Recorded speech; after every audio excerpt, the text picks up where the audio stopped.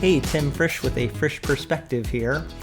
As I've been covering this situation with Pastor John MacArthur and Grace Community Church, continuing to meet indoors in spite of the California government restrictions, I have seen in the comments sometimes people just seeming to feel like MacArthur is the only one standing up right now, the only pastor doing this, or that seems to be somewhat of the sentiment that I hear from some people.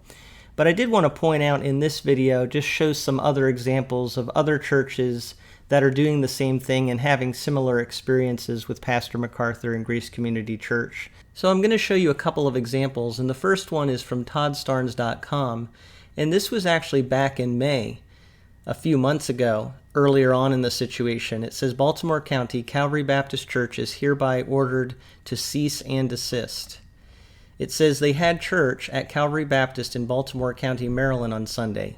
Pastor Stacey Shiflett made sure the congregation practiced social distancing guidelines, and those attending signed waivers of liability, making sure they understood the severity of the virus. Their website is filled with helpful information. By all accounts, it was a good day until the following day when the church received a threatening letter from the Baltimore County Department of Health and Human Services. Calvary Baptist Church is hereby ordered to cease and desist from holding further gatherings in contravention of Executive Order 2020-005, the letter read. The health department said that the Christians were free to worship online, but not in person, and doing so would violate local ordinances. This letter is a warning that Calvary Baptist Church could be subject to a fine of up to $5,000 should the church again hold any services that violate Executive Order 2020-005, the letter stated. So far as I know, that church has continued to meet. I'm not even sure exactly where that situation stands, but that's a case earlier on where that church was being threatened with fines.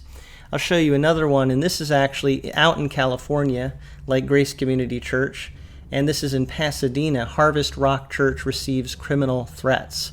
The city of Pasadena's chief assistant city prosecutor has now threatened daily criminal charges against Harvest Rock Church if it continues to hold in-person worship services.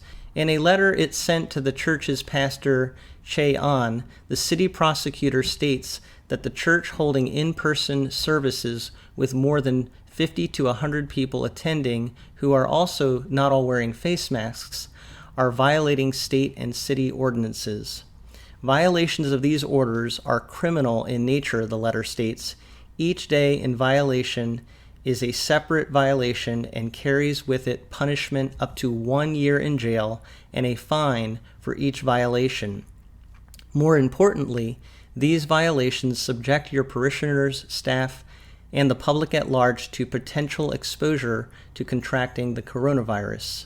Your compliance with these orders is not discretionary, it is mandatory. Any violation in the future will subject your church, owners, administrators, operators, staff, and parishioners to the above-mentioned criminal penalties, as well as the potential closures of your church.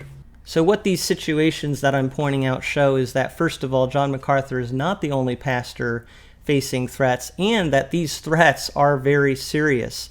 And you can see that. I mean, we're talking about some big fines, imprisonment being threatened. So these are all very serious situations. I do think Pastor MacArthur and Grace Community Church's situation is very high profile, and so will likely have great bearing on how other situations are handled throughout the country. So these are just a couple of other examples. I heard of a pastor very early on who would not shut his church down during the pandemic, and I'm sure there are many, many other churches throughout the country, some in areas where the governments just aren't as restrictive, but there are many churches, I'm sure, throughout the country that have continued to keep their doors open throughout this whole situation. Now, there are, of course, many other churches that are choosing to comply with the government, and Christians, I've heard from both sides say that it is a sin to go against the government, and some people are saying, well, it's a sin to follow what the government is saying because we have to assemble together in order to be obedient to the Lord.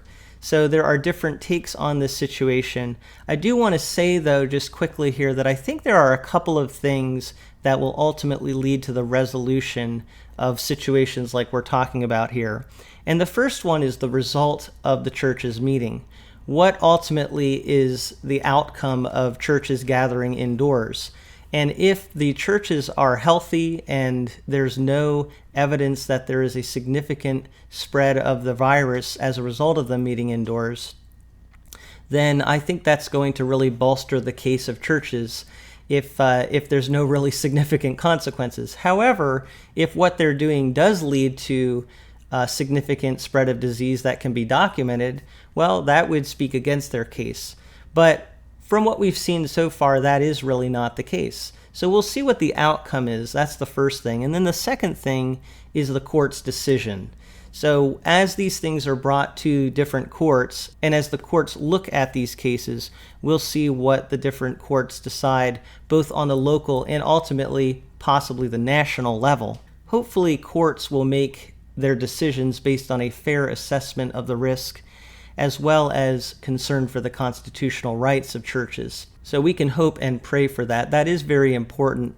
Ultimately, though, we have to see what happens both with the church's meeting and whether that does actually cause any kind of significant spread of disease, and with the courts. As I said, there was a hearing yesterday, August 24th, concerning Grace Community Church, and I still haven't heard yet what the outcome of that hearing was. The court is going to issue its opinion hopefully by today. So I will keep updating on that situation, but this is obviously a bigger issue than just one church, although that church, Grace Community, is representative of many other situations. So I just wanted to point out that Pastor MacArthur is not the only one choosing to take a stand like this. There are other pastors and churches that are following the same path, and they are also facing some very serious threats as well. So we'll see what happens. Those are some things that I wanted to share. I'd like to hear what you think in the comments below. And as always, thank you so much for listening to what I have to say from A Frisch Perspective.